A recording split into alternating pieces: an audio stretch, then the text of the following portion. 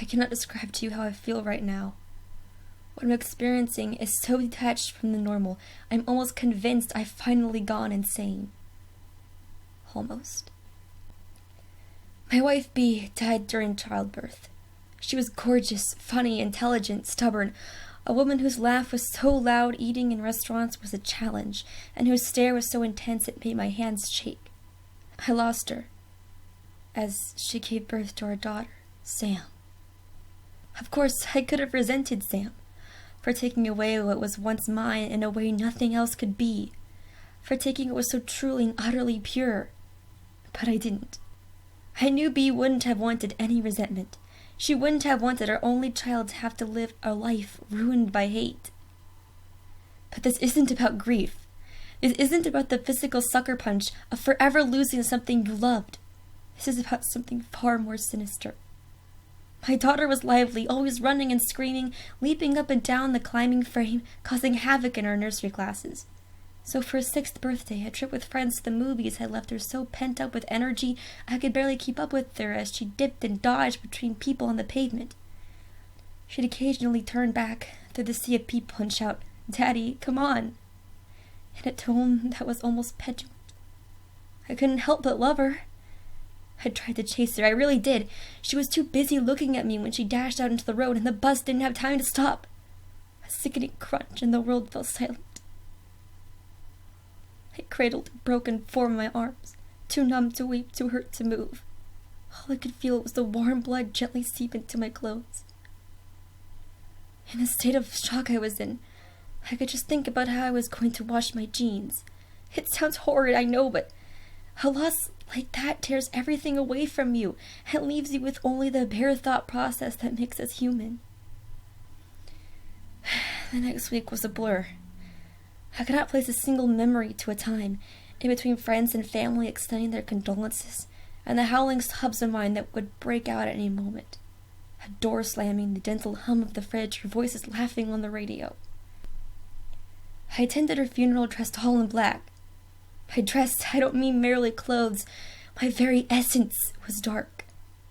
I couldn't feel or think, and the day continued as I went through the motions, like a dying man treading water. Everyone wanted to tell me about Sam and how perfect she was, what an angel she was, as if I didn't know, as if I didn't realize what a gift my own daughter was. The man stood out from the rest, as he walked up to me and handed me this large leather book. I assumed at the time he was a parent of one of Sam's friends, handing me a collection of their photos together. Or maybe I was too numb to even process his cold hands, and how he never mentioned my daughter once. For a month I was lost. I drank and stayed in our now empty apartment alone, watching old box sets, too numb now to even cry. It was only when my sister arrived, when she held my hand and talked to me, that I began to come out of my shell. She'd sit and listen to the most insane things I said, and gently coaxed me out of my depression. Not completely, but enough for me to begin to live what was almost a real life again. That was when I opened the book. I decided to remember Sam for all the joy she gave, and was prepared to reflect on her life without feeling miserable. I opened to the first page. It was essentially a binder, full of Polaroid photos of my daughter growing up. I furrowed my brow. They were taken from a distance, blurred slightly, and I was in a few of them. I began to feel sick, but hoped that the following photos would provide some explanation. I came up with every excuse of how the man obtained these photos, desperate to view the moments of my daughter's life without a sense of trepidation. The photos grew closer and closer to my daughter's birthday. I could see the day I gave her a tiny bike after she turned 5, and the skinned knees that ensued. The book had so many more pages that I assumed the rest were empty. There was a photo of her just before the movies on their 6th birthday. I could recognize the pink raincoat she insisted on wearing and my hands on her shoulders. There was no photo of the crash.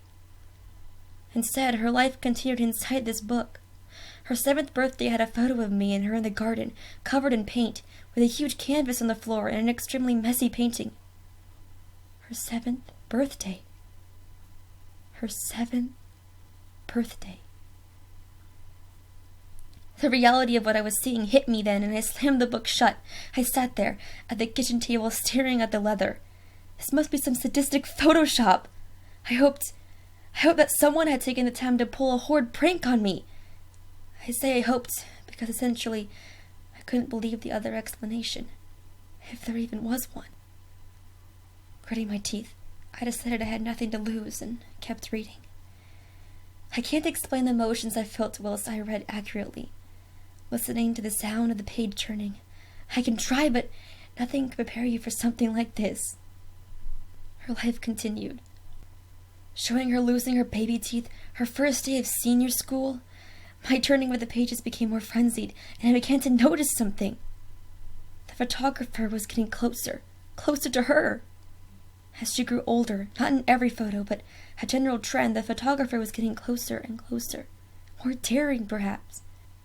She was beautiful, stunning. As a teenager, she looked just like her mother, all curls and smiles. I grew older too, but the photos began to include me less and less. Her 16th birthday was strange. A group of her friends sitting outside drinking from little plastic cups at a picnic. But there was someone in the background. Near the bushes of the park where this was taken, a dark figure stood. You wouldn't have noticed him, if not for the small shadow he cast on the grass. I leant back for a moment and exhaled. This was too weird. I'd been so caught up in watching my little girl grow up, I hadn't thought about how this would end. Moments like this are so utterly surreal that sometimes you remove yourself from them. I almost felt like I was watching myself read these, like this was a dream or a program on the television. I continued. The dark figure became more and more present in each photograph. I could almost make out features. His presence was towering, and as I turned the page, I expected to see him disappear. But instead, as the photographs drew closer to her 18th, each birthday was marked by a caption underneath the Polaroid saying, "Another year." She was no longer somewhere I recognized.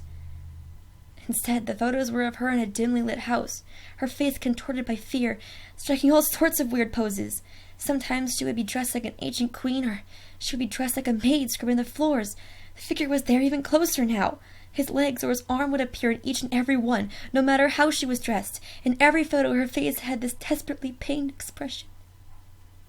It killed me. There were bruises on her face. She looked thin, ill even. I couldn't do it. This was sick, properly sick. My girl. I soldiered on. The last photo I looked at, before I slammed the book shut and swore to never, ever look at it again, was of her 18th. The caption underneath read it, "At last," in sloppy writing. She was looking straight at the camera, crying. She was on her knees, dressed in a black evening dress, with an apple in her mouth and her hands bound behind her back. Her makeup was ruined by her tears. It was as if she was pleading me, begging me to help, but I couldn't. I closed the book and left the room, my whole body convulsing with sobs. I couldn't call the police. Of course, she was dead.